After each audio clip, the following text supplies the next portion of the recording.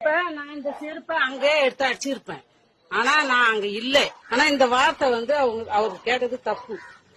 அவரு ஒரு பெண்களை எப்படி மதிக்கணும்னு ஃபர்ஸ்ட் அவர் கத்துக்கல.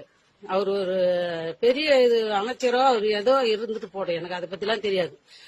முதல்ல லேடிஸ் பப்ளிக்ல இந்த மாதிரி பேசுறது தப்பு. ஃபர்ஸ்ட் இவனுக்கு வெளியே பேசுறதுக்கு இந்த மாதிரி வாய ஒச்சு அனுப்பணும். செருப்பை நானே கைட்டு அடிப்பேன். நான் எடுத்து காட்டுறதுன்னா நானே அடிப்பேன். அவன் என்ன எதோனாலும் பண்ணிட்டு போடான். என்னைக்கா இருந்தாலும் அவனுக்கு உததான் விட போகுது. செருப்பால அடிச்சா வாயால சொல்றதுக்கு கைட்டி அடிக்கிறதுக்கு வித்தியாசம் தான். அடிக்கிறதுல செருப்பால அடிச்சுன்னு வாயாலே சொல்றதுக்கு அடிக்கிறது சமம் தான் அவனுக்கு. அவன் எப்படி பொதுமக்களாண்ட அப்படி பேசலாம்? பட்ட போட்டவங்க எல்லாம் படுத்துக்கிறாங்கன்னாக்கா அதுவும் சிரிக்கிறானுங்க. சுத்தி உள்ளவனுங்க சிரிக்கிறானுங்களா? மானம் கட்டவனுங்களா அவனுங்க? அவங்களுக்கு எல்லாம் பொம்பளைங்க இல்ல, அக்கா தங்கச்சிங்களா இல்ல. அவன் எப்படி நைட்டு போய் அவன் பொண்டாட்டி கூட படுப்பான்? லேடிஸுங்க பட்ட நாமன்னு சொல்லிட்டு அவங்க வீட்டுல சாமி கும்பிடுறாங்களோ கும்பலையோ தெரியல. யாரு எந்த கட்சியில வேணாலும் இருக்கட்டும்.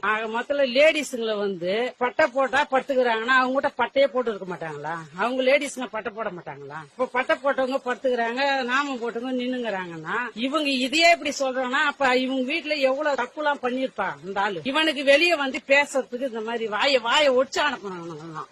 ஒரு லேடிஸுங்களை படுத்துக்கிறாங்க அப்படின்னாக்கா இது என்ன அர்த்தம்? இவன் வீட்டுக்குள்ள இவன் பொண்ணுங்க பொண்டாட்டிங்களை வச்சுதான் பேசணும்.